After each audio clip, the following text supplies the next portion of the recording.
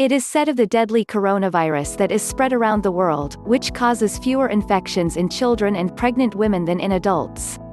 The coronavirus does not prove to be dangerous for children and pregnant women, according to an interview with Dr. Dobin, director of the Intensive Care Department of the Beijing-Peking Union Medical College, who handled the outbreak cases in Wuhan, the Chinese city of Corona.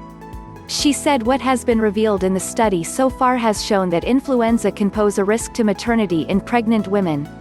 If there were births, Dr. Dobin said that even if pregnant women are infected with the coronavirus, they have less infection but no risk.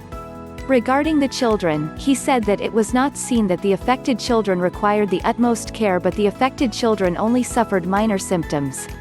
On the other hand, Jonathan Ball, a professor of molecular virology at the University of Nottingham, UK, wrote in his article that not having children's symptoms is a dangerous weapon for such a virus, as such children are spreading the disease.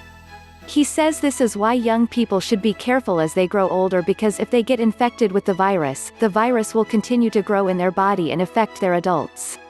They say that in such a case, it is the responsibility of the parents to urge the children to wash their hands regularly and to keep them away from the people at home so as to prevent the spread of the virus.